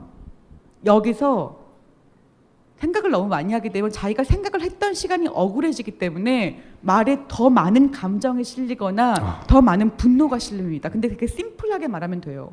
그렇게 하지 마세요라고 하는 걸. 되게 즉각적으로 그걸 하게 되면 그 시간이 줄어들면 줄어들수록 억울한 마음이 좀 줄어듭니다. 그러니까 훨씬 더 심플하게 말할 수 있어요. 세련된 대처법이 아니라 즉각적인 대처의 몸을 키워내는 것이 훨씬 더 중요하기도 합니다. 어떤 경험을 하느냐가 굉장히 중요한 것 같고요. 뭐 우스갯소리지만 약간의 기억력을 필요로 하는 말씀을 굉장히 많은 채로 길게 하시는 분들도 계시잖아요. 대받아칠 때 재밌었습니다. 여성학을 공부하고 싶은 학생에게서 메시지가 왔는데요. 선생님은 어떻게 여성학에 관심을 기울이게 되었고 지금까지 어떻게 진로를 정해왔는지 궁금하다고 하시거든요. 페미니스트로 산 지 20년이 됐다라고 말씀을 하셨는데 전해주실 이야기가 혹시 있을까요? 그냥 개인적인 경험을 얘기하자면 저는 그 대학 안에서 대학 내 여성운동을 했고 일단 뭐 대학 내 여성운동이라고 하는 것이 당시에 90년대 중후반부터 굉장히 융성했기 때문에 재미나게 했고 졸업하고 난 뒤도 계속 했으면 좋겠다라고 생각했고, 근데 졸업하고 난 다음에도 어떻게 계속 지속할 수 있을지 고민을 하다가 뭐 친구들 5명이서 졸업한 페미니스트의 모임 같은 걸 만들까? 이래가지고 뭘 했냐면 일요일 아침에 만났어요. 그러니까 일요일 아침마다 만나는 5명의 페미니스트 친구들로 충분했습니다. 처음에는 우리가 이건 일종의 교회 아니냐 이렇게 얘기하기도 했어요. 일요일 아침이라니. 그래서 어떤 카페에서 만나서 매일 11시에 만났어요. 교회 예배 시간에 딱 맞춰갖고 만나서 이제 사회생활을 시작한 친구도 있고 아닌 친구들도 있는데 그 일주일 동안 있었던 여러 가지 문제들과 분노하게 만들었던 것들을 한참 얘기하고 뭐 그런 식의 수다 모임 같은 걸 좀 가지다가 얘기를 쭉 들어보니 지하철에서 굉장히 많은 성추행들을 당하는 것 같다. 그럼 이거 가지고 한번 우리가 뭔가를 해볼까? 이렇게 생각해서 그 5명에서 만든 일이 지하철 성추행 반대 퍼포먼스 뭐 이런 거 만들었거든요. 그래서 5명 중에 굉장히 겉보기에는 170도 넘고 막 겉보기에 여자로 잘 안 보이는 친구, 그래서 뭐 남녀의 경계선이 무너진다 화보도 촬영하고 막 이랬던 친구가 그 가해자 역할을 하고 한 명은 북을 치고 한 명은 퍼포먼스를 뭐 시나리오를 짜고 해서 여기는 신촌 여기는 신촌입니다. 뭐 내리실 분은 이런 식으로 사람들을 불러 모은 다음 뭐 몸에 성추행범이 손을 딱 내면 하얀색으로 장갑이 붙어서 여기 표시가 되고 지나가는 사람들한테 이거 띄워주세요 이렇게 얘기하는 그런 식의 약간 퍼포먼스 같은 거를 돌아다니면서 하면서 설문지 만들고 뭐 이런 식으로 해서 약간 페미니스트 게릴라 활동 같은 거를 하면서 이거 되게 재밌다. 근데 이런 식의 활동이라고 하는 건 일을 하면서도 할 수 있구나라고 생각해서 각자 웬만하면 사회생활을 직장생활을 하면서 일요일에 페미니스트가 되자 뭐 이런 얘기를 했었어요. 일요일에 페미니스트. 그러다가 이제 공부를 좀 더 저는 하고 싶어서 여성학과 대학원에 진학을 하게 됐고, 여성학과 대학원에 진학해서 석사를 마친 다음에는 뭘 할까 하다가 지금 여러분 다음 사이트 여기에 지원해서 거기도 되고 뭐 여기 뭐 여성재단도 되고 이런 식의 이제 몇 가지 선택지 좋은 시절이었죠. 그러니까 그런 선택지 속에서 그래도 뭔가 나보다 선배 여성들이 어떻게 했는지를 좀 더 알고 싶다라고 하는 마음으로 여성재단에 근무를 하게 되고, 그리고 한 몇 년 있다가 한국 여성폭력상담소 가서 뭐 말하게 돼 만들고 이런 식의 일들을 쭉 했어요. 그걸 쭉 하다가 다시 공부를 좀 더 하고 싶어서 다시 박사과정에 가고 뭐 이랬거든요. 근데 이제 이런 식의 과정들을 쭉 설명드리는 것은 사실 밖에 나가서 직접 부딪히고 세상이 어떻게 돌아가는지에 대한 경험들을 해보는 게 여성학 같은 공부에는 정말 큰 도움이 됩니다. 그러니까 저로 바로 진학한 친구들보다 오히려 그런 식의 자기 몸을 부딪혀서 어떤 식의 운동을 해보고 같이 친구들과 뭔가를 모색해보고 하는 경험들을 해보면 훨씬 더 공부를 잘해요. 공부가 잘 돼요. 잘 이해가 되고. 그러니까 그런 진로를 이제 고민하실 때 그렇게 한번 생각해 보시는 것은 어떨까 이런 생각이 들기도 합니다. 네, 잘 들었습니다. 이 거리에선 페미니즘을 보면 권기면양 선생님의 글을 2편이죠. 네, 읽어볼 수 있는데요. 활동을 하시면서 이런 질문을 정말 많이 받으셨다고 합니다. 일단 먼저 그 선생님에 대한 소개 문구에 보면 배제된 사람들의 말을 세계에 기입하는 방법을 찾기 위해 고군분투하고 있다 이렇게 쓰여져 있는데요. 말에 관한 질문인데요. 선생님에게 뭐 이런 질문을 많이 하셨대요. 꼭 말해야 하냐고, 말하면 나아지냐는 그런 질문을 정말 많이 하셨다고 하는데 그때마다 답변이 조금씩 바뀌지 않았을까 싶기도 해요. 아까 그 10여 년 전의 이야기도 들려주셨잖아요. 어떻게 변천해 왔는지 그런 질문은 아직도 계속해서 올 것 같거든요. 바뀝니까? 네, 분명히 바뀝니다. 뭐가 바뀌냐면요. 제일 크게 바뀌는 건 말을 할까 말까 고민을 더 이상 안 해도 돼요. 그게 제일 큰 변화입니다. 그러니까 사람들이 제일 많이 고민하는 건 말을 할까 말까 고민하는 거거든요. 오늘이 여성폭력에 반대하는 필리버스터, 여성 혐오와 폭력이 없는 세상을 위한 시간이기도 한데요. 폭력의 대상이 된다는 것, 차별의 대상이 된다는 것, 혐오의 대상이 된다는 것은 저는 계속 내 자유가 갉아먹혀지는 경험이라고 생각해요. 그러니까 정말 실제로 어떤 일들이 생기냐면요. 몸이 작아지고 말이 삼켜집니다. 그러면 정말 숨이 막히게 되거든요. 그럼 하나도 행복하지 않아요. 그런데 유지는 할 수 있어요. 근데 말을 하면 더 큰 문제가 생길 것 같잖아요. 그런데 말을 하는 건 저는 숨을 쉬는 거라고 생각하거든요. 많은 한국 여성들을 둘러싼 질병 중에 하나가 정신의학 편람 목록에도 등재되어 있는 게 화합병이 등재돼 있잖아요. 화합병. 화병이요? 예, HWA 화합병이라고 하는 게 등재돼 있어요. 이거는 사실 어떤 병이냐면 말을 못해서 생기는 병이에요. 여기 안에 끓어오르고 진짜 얘가 아파요. 신체화 증상도 있어요. 화병은 이런 식의 구체적인 병과 관련된 증상들이 기록돼 있기도 합니다. 이건 뭐냐면 말을 꿀꺽 삼켜서 안에서 말이 폭발하는 거거든요. 내사라고 하는데 자기를 계속 다치게 만드는 거죠. 그러니까 그 상태로는 살 수 있어요. 근데 삶을 이어가는 건 가능하지만 몸은 계속 작아지고 말은 계속 삼켜져서 자기가 어디에 있는지 모르게 됩니다. 그러니까 말을 하면 반드시 좋아지냐라고 하면 숨을 쉴 수 있게 되니까요. 그때부터는. 그러니까 저는 반드시 나아진다고 이제는 자신 있게 얘기할 수 있어요. 10년 전에는 자신이 없었어요.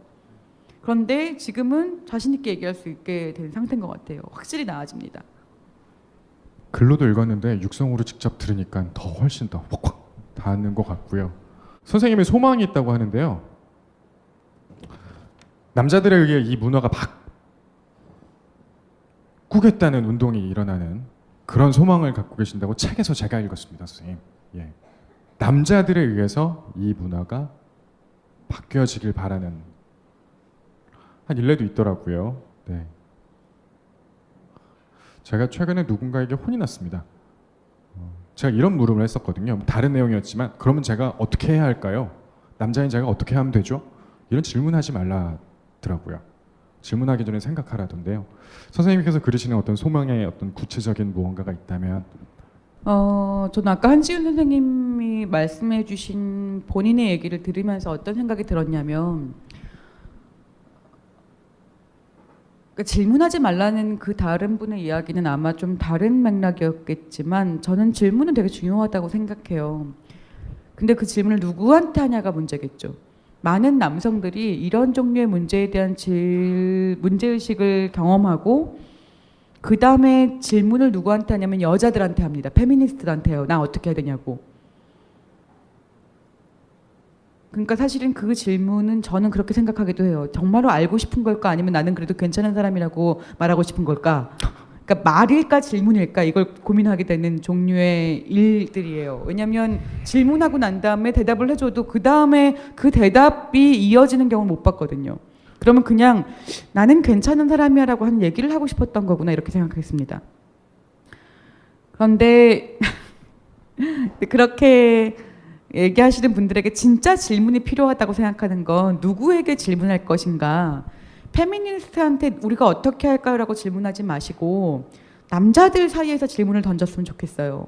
굉장히 어려운 일이겠지만 근데 그렇게 되면 정말 변합니다. 남자들 사이에서 나는 이건 좀 아닌 것 같거나 나는 이렇게 생각하게 됐어. 나는 이런 문제가 좀 심각하겠다고 생각하게 됐어. 나는 우리 부인이 그런 식으로 냈을 때 어떻게 했을지 진짜 고민됐어. 이렇게 얘기하는 이 질문을 누구한테 던질 거냐가 굉장히 중요하고 그리고 아까 한지훈 선생님 얘기 들으면서 들었던 단어 중에 제가 좀 꽂힌 건 무력감이라고 하는 단어였습니다. 무력감이요. 네. 무력감 느끼셨다고 했잖아요. 근데 무력감이라고 하는 단어를 느낀다고 하는 그 감정이 좀 궁금했던 건 뭐냐면 내가 겪은 게 아닌데 내 아내가 겪은 문제를 내가 해결해 줄 수 없어서 생긴 무력감이잖아요. 그 무력감은 정확히 말하자면 그런 것 같습니다. 네. 근데 예를 들면 저는 이제 그런 식의 상황이 만약에 저한테 생겼다면 뭐 집에 가는 길에 어떤 공포심을 느끼는 무서운 발걸음이라든지 취객의 그런 거라든지 이런 걸 느꼈을 때는 무력감 이전에 맨 처음 느끼는 건 뭘까요? 공포겠죠. 네, 당연히 공포, 두려움이 먼저 느껴집니다. 두려움이 느껴지고 난 다음에 찾아오는 게 뭐냐면 무력감이에요. 이런 상황에서 내가 뭘 할 수 있는 게 없구나라고 생각해서 그 다음에 하게 됐던 게 뭐였냐면 운동을 하는 거였습니다. 신체 단련이요? 신체 단련. 네. 자기 방어 뭐 이런 프로그램을 열심히 듣고, 그러니까 더 이상 두렵고 싶지 않았거든요. 두려워서 무력감을 느끼고 싶지 않아서 이 무력감을 해결하기 위해서 내가 이것에 대해서 개별적으로 이런 종류의 문제를 해결할 수 없다고 할지라도 두려움이 나를 가두는 것을 용납하지 않겠다라고 하는 마음으로 신체 단련을 굉장히 열심히 했었고, 그게 굉장히 큰 도움이 됐었습니다. 그런데 무력감이라고 하는 감정을 한지연 선생님이 느끼시고 난 다음에 그 다음에 뭘 하세요? 그러면 그러니까 저는 신체 단련을 하는데요. 제가 궁금한 건 남성들이 자신의 아내와 자기가 사랑하는 사람을 지켜주지 못하는 무력감을 느끼고 나면 그 다음에 뭘 하죠? 그 무력감을 해결하기 위해서? 저는 아무것도 하지 않았습니다. 네. 그 무력감이라고 하는 감정 이후에 그 다음에 그걸 어떻게 할 것인가? 그 기억이 사라지기를 시간이 흐르기를 기다리세요. 기다렸습니다. 네. 근데 이 무력감이라고 하는 감정을 잘 전 보셨으면 좋겠어요. 그리고 이걸 더 이상 견딜 수 없어지면 사람들이 그 다음에 뭘 하거든요. 한지연 선생님이 저는 3가지 부류의 무력감을 둘러싼 감정을 가지고 있다면 남성들이 3가지 부류 중에 2번째 부류에 속한다고 생각해요. 첫 번째 부류는 무력감을 느껴요. 무력감을 느낀 다음에 무력감을 잊어버리려고 노력합니다. 왜냐하면 무력감을 계속 가지고 있는 건 무섭거나 힘들거나 불쾌하니까요. 이게 첫 번째 부류죠. 네. 두 번째 부류의 남성들은 이게 제일 나쁜 경우인데, 두 번째 부류의 남성들은 무력감을 느끼는 걸 해결하기 위해서 자기가 무력감을 느끼게 한 여성을 비난합니다. 그러니까 너가 일찍 들어왔어야지라고 하는 얘기를 하거나, 아니면 이런 식의 무력감을 느끼게 하다니 그게 불쾌하기 때문에 여성의 말을 믿지 않고 그 상황에 대해서 피해자 탓을 돌리는 경우는, 피해자를 비난하는 경우가 많은 경우 피해자가 잘못했다고 생각하기 때문에 비난하는 게 아니라 피해자를 비난해야지만 자신이 무력하게 느껴지지 않기 때문에 피해자를 비난하는 거예요. 이게 두 번째 부류죠. 세 번째 부류는 무력감을 느낀 남성들이 자신을 무력하게 느끼게 만들었던 것은 이렇게 광범위하게 퍼져 있는 남성 문화와 강간 문화와 혹은 어떤 종류의 가부장제 문제 때문이라는 걸 알고 이 문제를 해결하기 위해서 개입하는 방법들을 찾아냅니다. 세 번째로 간 남성들이 굉장히 드물어요. 하지만 남성들이 이 문제를 이렇게 개입하고 있고 자신의 무력감을 여자한테 비난을 쏟거나 피해자한테 비난을 쏟는 방식으로 가지 않고 문제의 해결을 같이 하는 당사자로서 자신을 몸을 이동시키게 되면 그때 어떤 운동이 일어나기도 하는 거죠. 이게 세 번째 남성들에 대한 이야기고, 이 세 번째 남성들이 일본에도 미국에도 전 세계에서 지금 시작되고 있다는 얘기를 필리버스터 여기서 썼던 얘기의 내용이기도 했습니다. 두 번째 남성이 되지 않은 것만으로도 근데 저 두 번째 부류인 것 같습니다.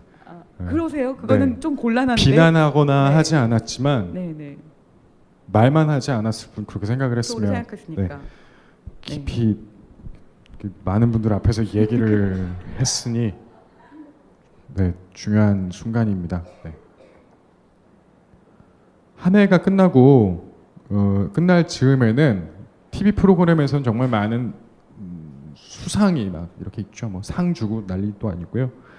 2017년에 트렌드를 꼽는다라면서 뭐 이런 책들도 출판한 게 많습니다. 그러면서 2016년에 어떤 것들이 이슈가 됐느냐 뭐 이런 이야기도 많이 하죠. 2016년에 이슈로 꼽히는 건 페미니즘, 페미니스트라는 키워드입니다. 작년엔 그랬어요. 이런 질문이 있습니다. 선생님, 요즘처럼 페미니즘에 대한 이슈가 사회적으로 활성화된 적이 없어 보입니다. 하지만 여전히 관심이 있는 측과 관심이 없는 측이 극명히 나누어져 있는 것 같습니다. 혹자는 누가 또 한 사람 죽어나가야지 관심을 갖지 하는 식으로 말하기도 합니다. 지금 우리 사회에서 페미니즘 운동이 갖는 의미는 무엇일까요? 들으셨습니까? 너무 어렵다고 하네요. 그거는 정말 마이크를 여러분들한테 돌려야 될 것 같은데, 우리 사회에서 페미니즘 운동이 갖고 있는 의미가 뭘까요? 저는 그냥 누가 저한테 페미니즘 운동이 갖고 있는 의미가 뭐냐라고 얘기하면, 우리 사회에서 지금 여기서라고 얘기하면 우리의 시간에 대한 이야기를 할 것 같아요. 재작년에 캐나다 총리가 얘기해서 많은 사람들을 환호하게 만들었던 2017년이잖아요. 이런 얘기요. 네. 그러니까 우리 지금 어디에 살고 있는가? 많은 한국 여성들이 명절 때만 되면 조선시대로 돌아가야 되고 다른 시간에 살라고 계속 요구받아왔거든요.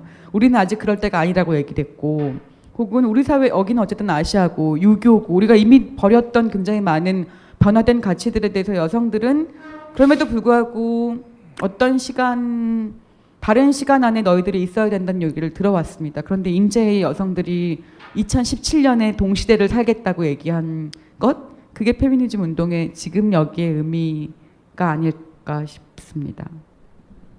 저는 당연히 알고 있을 거라 생각했던 것들을 하나도 모르고 있었다라는 거에 깨달음이었던 것 같습니다.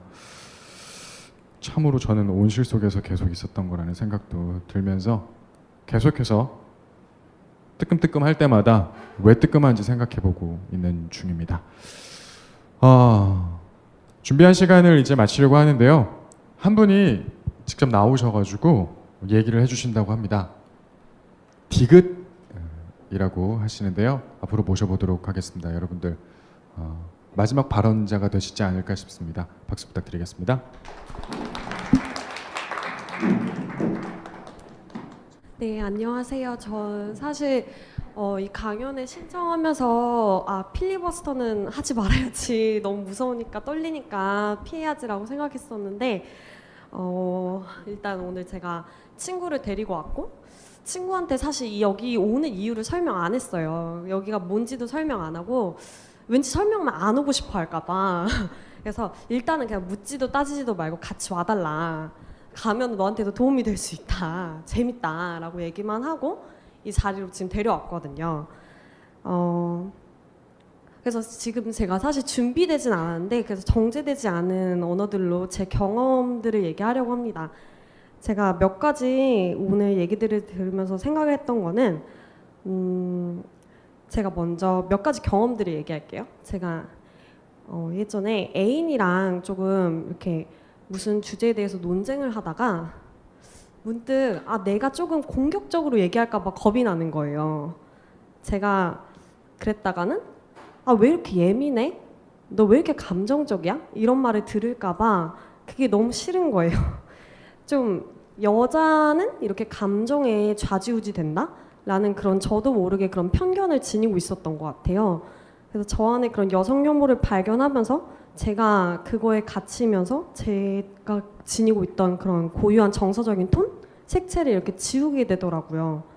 그런 경험이 있었고 또 저는 이렇게 가끔씩 밤늦게 노는 걸 되게 좋아하는데 몇 번씩 이태원에 가서 이렇게 놀다가 느낀 거는 내가 밤늦게까지 놀기 위해서는 몇 번의 여성 혐오 정도는 그냥 감당할 줄 아는 그 정도의 자세는 지니고 있어야 되는구나 라고 느꼈었어요. 그랬던 게 저는 그냥 가만히 앉아 있는데 다가와서 뭘 원하냐, 내가 뭐 사주겠다, 저는 얘기한 적도 없는데 그래서 그런 거 거부하면은 너가 뭐라고 그렇게 거부를 하는지, 내가 사준다는데 그렇게 오히려 당당하게 저한테 따지더라고요. 그래서 원하지도 않은 칭찬을 하면서 다가오는데 그런 거 보면서 내가 그냥 하나의 인간으로 보이지 않는구나, 그냥 나는 함부로 이렇게 대해도 된다고 생각하는 거구나, 그런 걸 느꼈고, 또한 제가 또 그런 혐오나 폭력을 당하고 싶지 않고 저도 뭔가 제 안에 힘을 만들어야 된다 생각해서 자기 방어 훈련에 참여해 본 적이 있어요. 그래서 이렇게 호신술을 쓸 수 있구나 라고 배웠었는데 그때 그 이태원에서는 그렇게 누군가 손목을 이렇게 확 휘어잡았을 때 저는 움직이지 못했어요. 그냥 몸이 굳었었어요. 제 몸이 이미 그런 여성 폭력에 있어서 그냥 무방비 상태로 길들여져 있던 거예요. 스스로 방어할 수 없게끔 저는 자라났던 것 같아요. 그때도 여성 혐오를 느꼈었고, 그리고 또 한 번은 제 친구가 이렇게 외국인 남자를 만난 적이 있는데 클럽에서, 그래서 그 남자가 막 한번 같이 자자 이런 식으로 얘기를 했다는 거예요. 그래서 그 친구는 거절을 하고 싫다고 했는데 그 남자가 갑자기 미친 듯이 자기 얼굴을 때리더래요. 그렇게 때리고 나서 이건 너가 나한테 이렇게 한 거다, 너가 날 때린 거나 다름없다 라고 하고 그 이후로도 자꾸 그 여자한테 연락을 하면서 이거 너가 남긴 상처다라고 얘기했는데 얼마나 무서웠을지 그 얘기 듣는 너무 끔찍한 거예요. 그냥 듣자마자 경악을 했거든요. 그런데 그 경험을 제 친구가 또 막 자기 남자친구한테 얘기하는 거를 보고 있었는데 그 남자친구가 듣더니만 그냥 피식 웃으면서 아이 뭐야 또라이네 이랬다는 거예요. 근데 이 수많은 또라이들을 우리는 어떻게 해야 되는 거죠 그러면? 그냥 한 명의 또라이가 아니잖아요. 그거는 또라이로 이렇게 넘어갈 수 있는 개인화해서 보는 게 아니라 사회화해서 봐야 되는 문제인데 그렇게 하지 않으면 그냥 개인의 책임으로 떠넘기게 되고 공동의 문제로 보지 못하게 되는 그런 언어라고 생각을 했었고요. 이런 경험을 하면서 저는 자꾸 질문을 받아요. 여혐이 도대체 뭐야? 그게 여혐이야? 라든지 왜 굳이 페미니즘이라고 해야 해? 아니 여성 혐오에 관심 가지라고 강요하는 건 좀 아니지 않아? 라는 말들을 듣곤 하는데 저는 그럴 때마다 저렇게 질문을 쉽게 하고 답을 기대할 수 있는 위치에 있다는 거, 그리고 저는 질문에 끊임없이 답해야 하고 제 경험을 입증해야 하는 위치에 있다는 거, 이 두 사이의 간극을 내가 어떻게 줄일 수 있을까라고 고민을 하고 있습니다. 그러면서 어떻게 사실 마무리할지 모르겠는데 방금 전에 막 친구가 얘기해도 되겠지? 아니 친구가 남자친구한테 막 지금 페미니즘 뭐 강연회를 왔다라고 얘기를 했는데 남자친구가 걔 메갈이야? 이랬다는 거예요. 뭐 메갈이든 아니든 그게 뭔 상관이고 페미니즘은 곧 메갈이 되는 건가요? 아니 저는 그런 식으로 이렇게 페미니즘이 뭔지 알지도 못하면서 함부로 그냥 일축하는 그런 거에서 화가 나면서도 친구가 저한테 근데 메갈이 뭐야? 라고 묻더라고요. 그래서 아직도 나는 얘기할 게 많구나. 그래서 정말로 계속 답하는 건 너무 지난하고 힘든 과정이지만 저도 용기를 내고 이렇게 이 자리에 올라왔고 앞으로도 수많은 사람들이 여성 혐오에 대해 더 많이 얘기할 수 있으면 좋겠다고 생각했습니다. 감사합니다.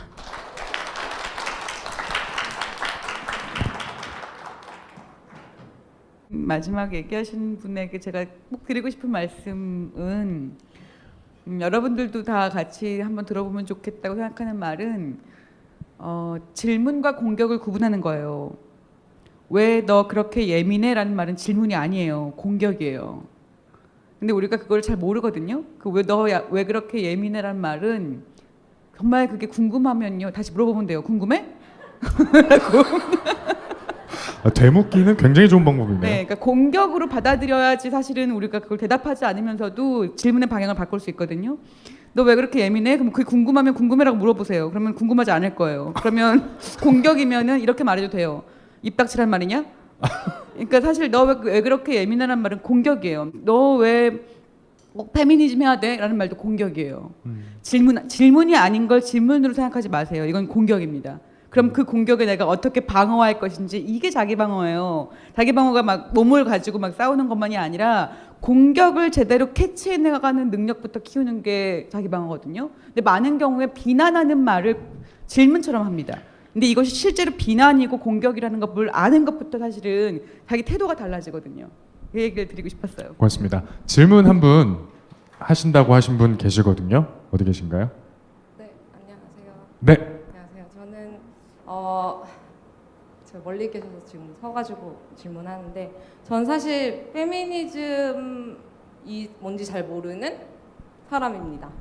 그리고 여성 혐오라는 얘기들과 그 기사들을 볼 때 정말 그냥 여성을 상대로 폭력적으로 행동하고 그 혐오나 증오적인 감정들을 표출하는 게 혐오인 것인가, 아니면 또 뭐 배려, 여성을 굉장히 이렇게 나이스하게 배려하는 거, 그럼으로써 뭐 자신한테 조금 순응하게 만드는 뭐 이런 것조차도 혐오, 뭐 이런 얘기들을 굉장히 많이 듣고 할 때도 굉장히 헷갈리더라고요. 도대체 페미니즘이 뭐지?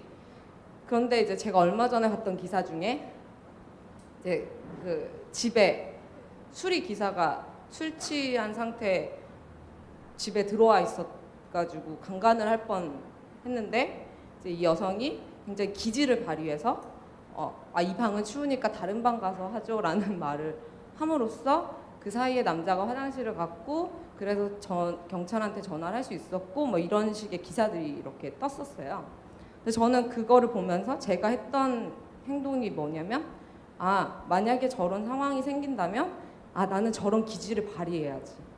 그러니까 약간 대사를 외우는 것처럼 저럴 때는 내가 기질을 발휘해야 되는구나라는 어떤 소극적인 어떤 저의 대처 방법 이런 것들만 되게 고민을 많이 하고 이러는데 사실 이 자리에 와서 막 이렇게 말도 하고 막 이런 얘기를 이렇게 막 들으면 되게 소극적으로 대처하는 내가 되게 문제인 건가? 그러니까 내가 여성임에도 불구하고 이런 것들에 되게 예민하지 못했고, 그러니까 저도 얘기를 하다 보면 사람들하고 얘기를 하다 보면 지하철에서 누군가 나를 만졌었고, 길거리에서 담배를 피는데 아저씨가 네가 피는 담배는 맛있니? 그 담배를 달라는 막 그런 제스처를 취하면서 이런 것들에 되게 노출되어 있었지만 그걸 되게 예민하게 받아들이지 못했던 막 제 자신이 되게 문제인 건가? 이런 생각이 되게 많이 들더라고요. 그래서 이런 부분을 이제 주변에 친구한테도 얘기하고 여자 친구들한테도 얘기하고 할 때 되게 약간 예민하지 못하고 혹은 무지하고 감각이 조금 떨어지는 어떤 여성처럼 느껴지는 어떤 그런 감정들이 있어서 혹시 이런 거에 대한 질문을 받아보셨는지 혹은 그런 거에 대해서 묻고 싶었습니다. 질문 감사합니다. 그 예민한 것과 무지한 것은 한 쌍이 아니에요. 그러니까 제가 드리고 싶은 말씀은 예민한 사람들이 상처를 잘 받는 사람들이 아니고요. 예민한 사람들은 상황을 잘 이해하는 사람들입니다. 내가 상처받았기 때문에 얘기하는 게 아니고요. 이상한 거예요. 남들이 보지 않는 것들이 이상하게 느껴지는 거죠. 그러니까 사실은 아까 얘기하셨듯이 지나가는 사람이 그렇게 얘기했는데 내가 그걸 아무렇지도 않게 넘기셨다고 해서 내가 무지한 게 아니고요. 나는 이런 거에 상처받지 않는 사람이라고 자기를 생각할 수도 있습니다. 그러니까 상처를 잘 받고 너무 사람들이 뭐라고 얘기해도 이런 식의 온실 속의 화초 같은 개념이 아니고요. 저는 예민함이라고 하는 거에 대한 가치는 좀 다시 재평가돼야 된다고 생각하는데 이건 너무 누가 한마디만 얘기해도 이렇게 파릇파릇하면서 다시는 사회하고 사람들하고 얘기할 수 없는 이런 게 아니라 불편함을 감당하고 불편함을 얘기할 수 있는 능력이 예민함이라고 생각해요. 그거는 약함하고는 굉장히 다른 문제입니다. 상처받고 취약한 것을 예민함이라고 생각하지 마시고 저는 오히려 얘기할 수 있음을 강인함과 예민함이 같이 연결될 수도 있다고 생각하고요. 또 어떤 식으로 무던한 거요. 그냥 어떤 것들이 있었지만 나는 상처받지 않음이라고 생각한다면 나는 예민하지 않은 사람이 아니라 그런 문제를 겪어도 레질리언스라고 하죠. 내 회복력이 굉장히 강한 사람이기도 합니다. 그렇게 누가 날 어떻게 취급하다고 해도 나는 그것 때문에 절대로 내가 작아지지 않아 이렇게 얘기하는 사람이기도 한 거죠. 그런 식의 생각들을 한번 바꿔보시면 어떨까? 괜찮습니다. 그렇게 생각한다고 해서 내가 덜 예민하고 나는 여성이 아닌가 이렇게 생각하실 필요 없다는 겁니다. 다른 여자인 거죠. 그런 것들 따위는 괜찮은 여성이기도 하고. 죄송하지만 제가 아까 너무 마음에 걸려가지고 네네. 로리타 컴플렉스 얘기가 약간 헷갈려진 것 같은데요. 1시간 정도 전에 저희는 열띠게 이야기를 했었죠. 1시간 전에 제가 그 얘기를 약간 여러분들 헷갈리게 만드신 것 같은데 제가 드리고 싶은 말씀이 이거였어요. 로리타 컴플렉스가 되려면 그걸 금기하는 문화가 있어야 되거든요. 근데 컴플렉스라고 하는 건 그 금기를 통해서 만들어지는 거니까요. 그런데 한국에서는 이 성인 남성이 어린 여자애를 좋아하는 것과 관련돼서는 문화적 금기가 없어요. 법적 처벌도 상당히 이루어지지 않습니다. 그러니까 로리타 컴플렉스가 존재할 수가 없어요. 한국에서는. 로리타 컴플렉스가 존재할 수 있는 문화가 아니라고요. 그러니까 오히려 저는 로리타 컴플렉스라는 방식으로 얘기할 때 한국적 상황을 제대로 설명할 수 없다고 생각해요. 한국은 정말 아동 성착취가 굉장히 심각한 나라이고 이것은 로리타 컴플렉스로 얘기할 수 있는 수준의 얘기가 아닌 거예요. 그런 얘기들을 드리고 싶었던 것이기도 합니다. 굉장히 많은 오해가 있었을 것 같아서 굳이 붙여서 얘기하자면 네. 말씀하시고 1시간 내내 머릿속이 복잡하셨습니다. 오늘 좋은 말씀 너무너무 감사드립니다. 함께해 주신 여러분들도 대단히 감사합니다. 오늘 이 시간은 여기까지 하도록 하겠습니다. 고맙습니다. 안녕하세요. 용산에서 가장 믿음 가는 조립 PC 전문 업체 컴스테이션의 이경식입니다. 당장이라도 사용하고 있는 컴퓨터를 들어다 던지고 싶을 때 그럴 때를 대비해 저희 컴스테이션이 용산 선인상가 21동 1층 130호에서 기다리고 있습니다. IT 강국에 걸맞게 믿을만한 조립 PC 컴스테이션이 신뢰를 바탕으로 그 기회를 제공해드리겠습니다. 궁금하신 점은 문의 주십시오. 011-892-5568번입니다. 우주 최강의 만족스러운 서비스를 제공해드리는 저희 컴스테이션이 늘 기다리고 있겠습니다. 딴지스에게 F1 같은 존재, 컴스테이션은 조용한 형제들과 함께합니다.